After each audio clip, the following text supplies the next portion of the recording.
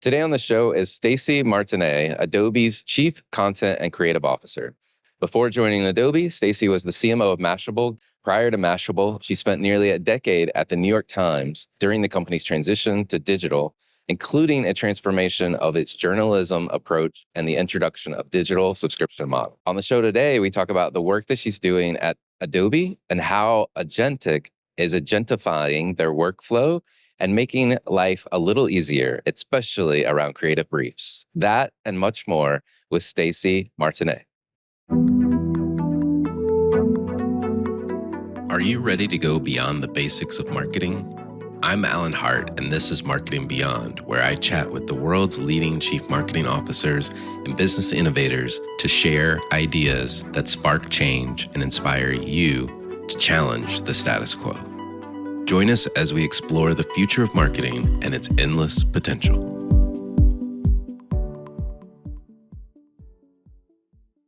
Well, Stacy, welcome to the show.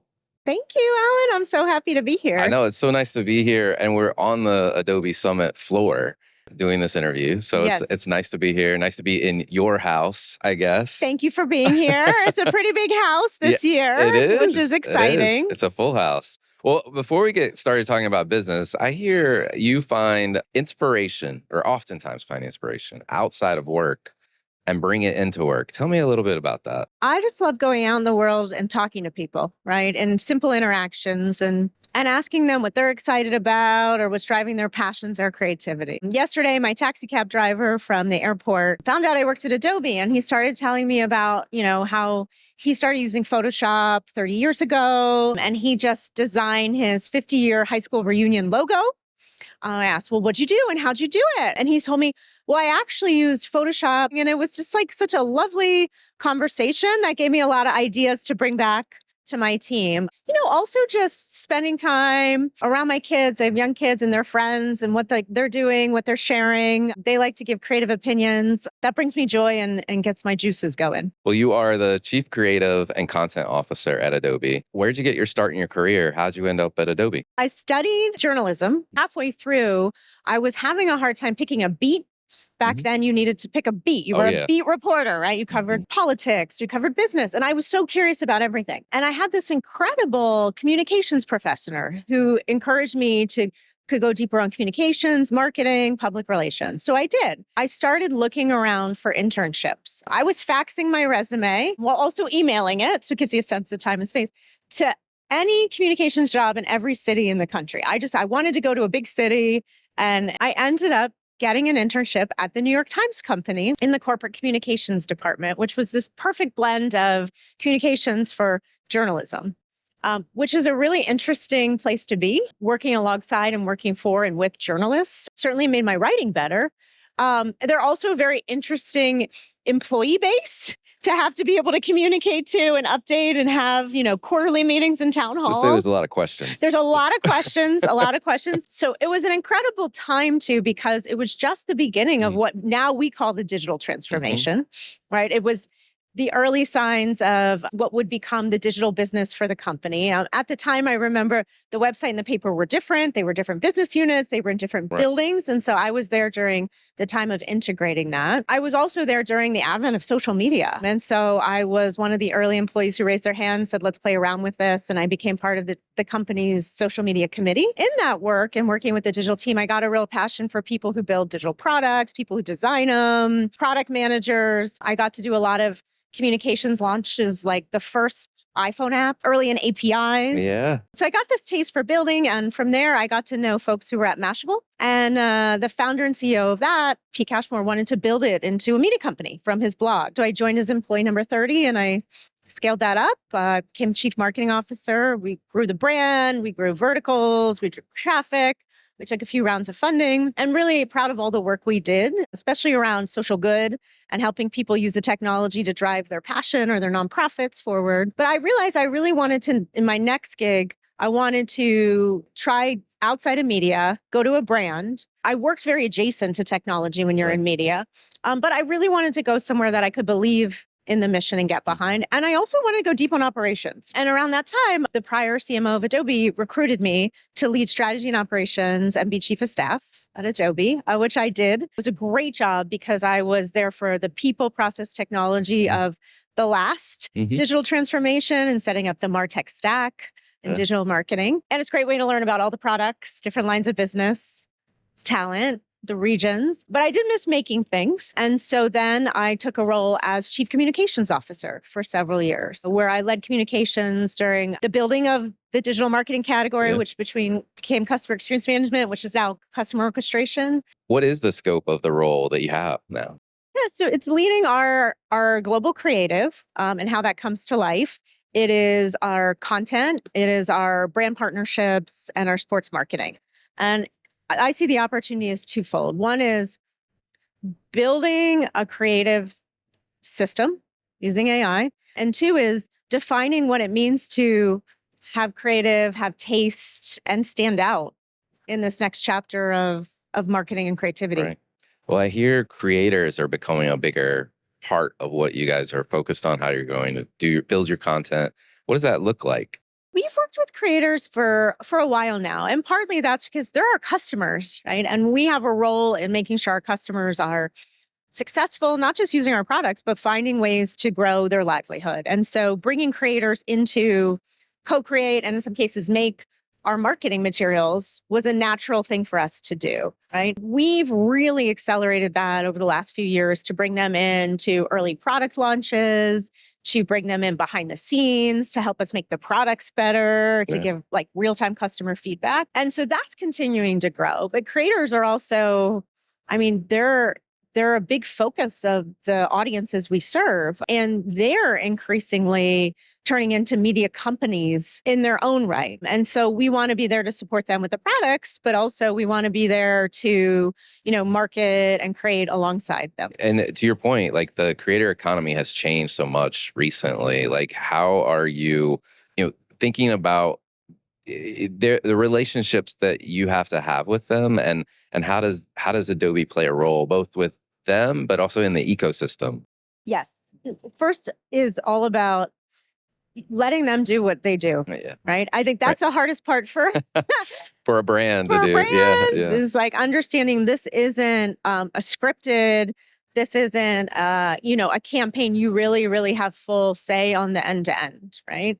But because of that, there is so much creativity that happens, and they're able to drive a different kind of connection with their audience and your brand than you could ever do on your own, which is a real power. We work with them on all sorts of projects, whether that's a product launch and we want to give them early access and they share their experience or what the workflow's unlocking. We have a new Firefly brand campaign that spotlights for creators who use AI in different aspects in their workflows. And it's all about their idea, what it unlocks for them. It's their workflow, and the end product is them. That was a way to put them at the center of this campaign that is a product that's made for creators. And it was interesting doing that because they're not actors or actresses. Right.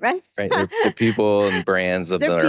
People with brands in their own. And so you have to have a real direct but collaborative conversation on what matters to you and what matters to them. And can you meet in the middle to get that done, which we have. So I'm really excited about that work. And just powering the creator economy, right? Like whether it is having them and sponsoring them or showing up at the events where they are or getting their feedback to make the products better so that they can work faster and smarter is really important to what we do at Adobe. I'm piecing it together, but if I think about your background, it didn't dawn on me until you were talking about like you're working with the creator community, but you've been doing this since times. Right? Like you're working with byliners. Yes. Right? Yes. They were the OG creators. That's right. They're the OG journalists, the OG creator. I mean, we had, visual journalists, we had multimedia journalists, then we had bloggers, right? And now we have creators. And so, once publishing was more democratized, there was the opportunity to have more voices. And now it's happening more and more, not just in the written word,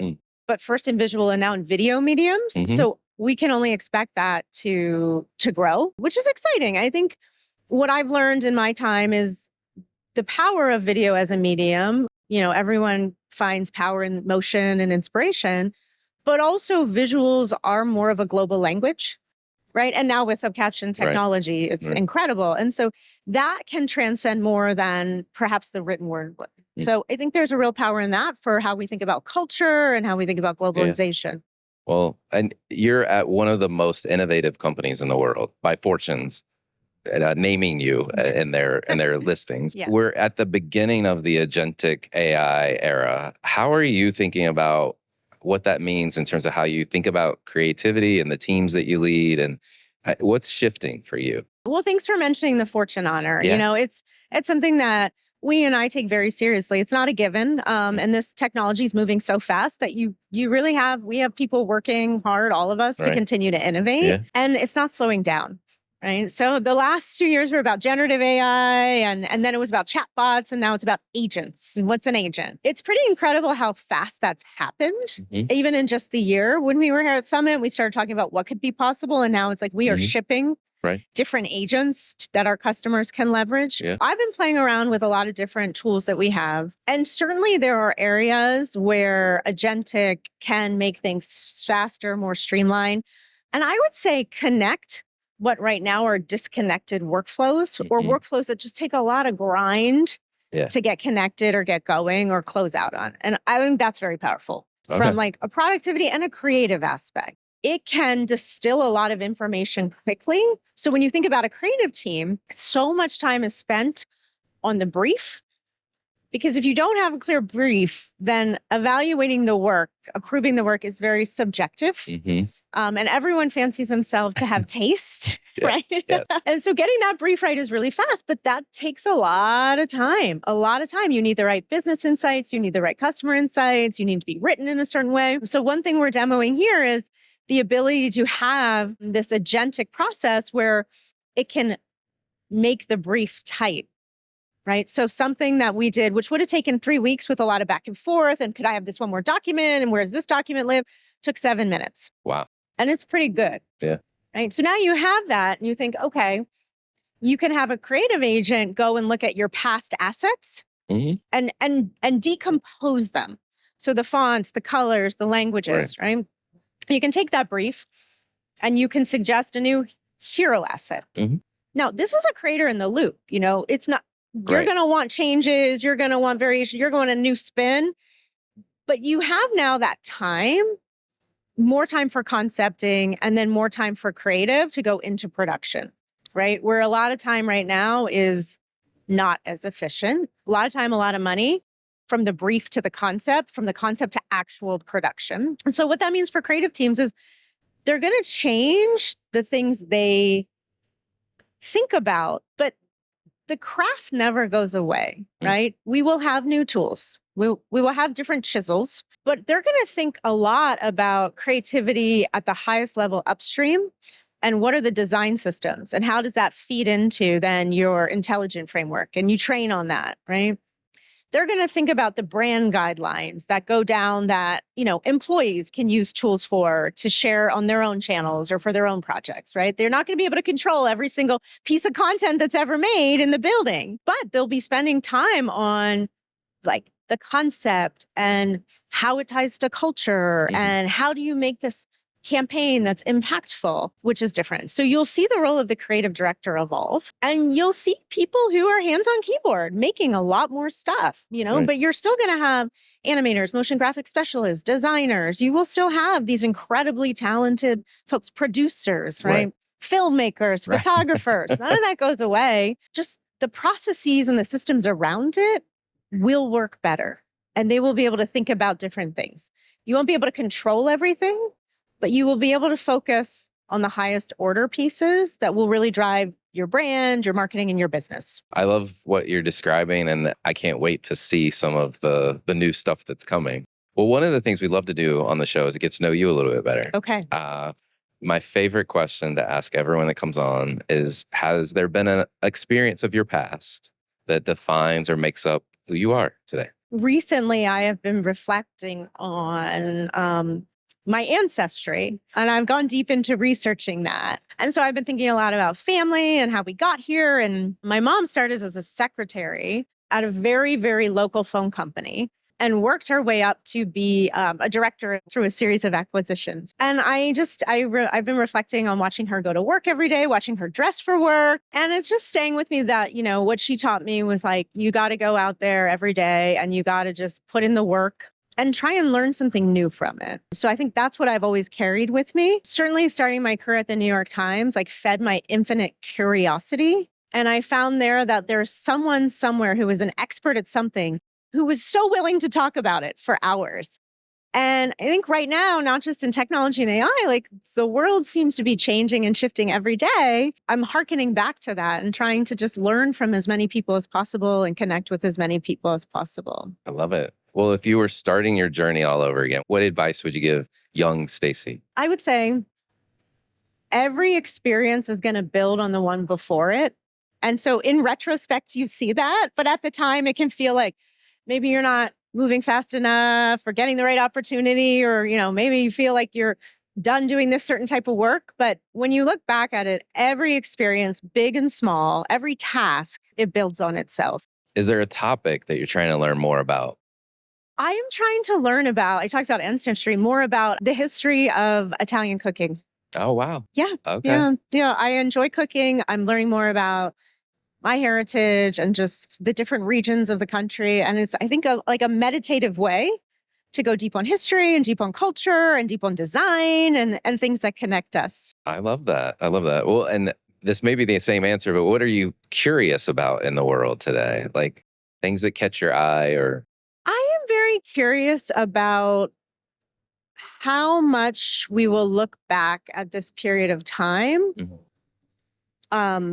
And when it will be the beginning of what's next for how we learn and how we communicate and how much will actually change. And when you look back on history, some things change and some things don't. Yeah.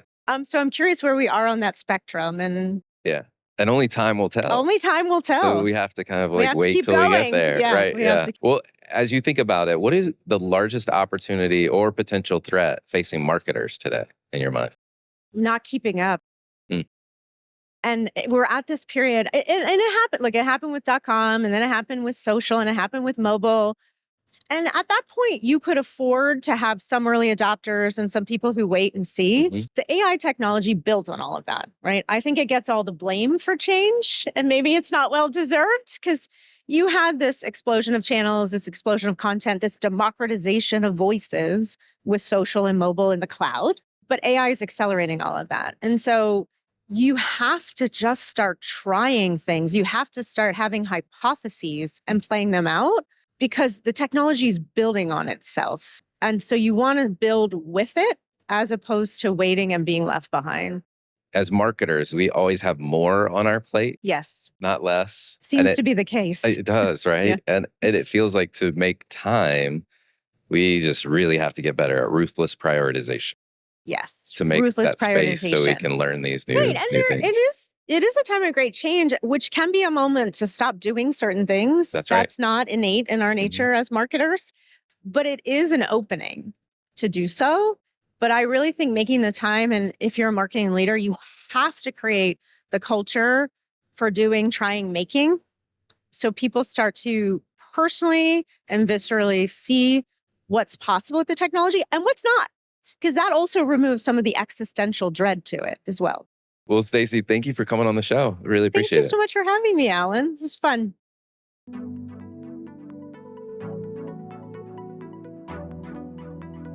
Hi, it's Alan again. Marketing Beyond is a Deloitte digital podcast. It's created and hosted by me, Alan Hart, and produced by Sam Robertson. We have even more cutting-edge marketing insights headed your way. Be sure to subscribe to our channel to stay up to date with our latest episodes.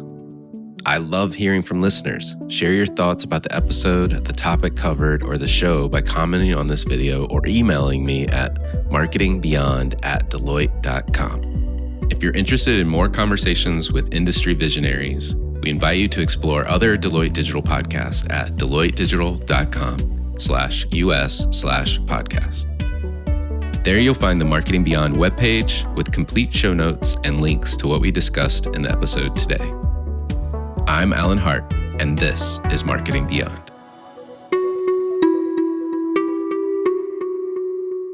The views, thoughts, and opinions expressed are the speaker's own and do not represent the views, thoughts, and opinions of Deloitte. The material and information presented here is for general information purposes only and does not imply endorsement or opposition to any specific company, product, or service.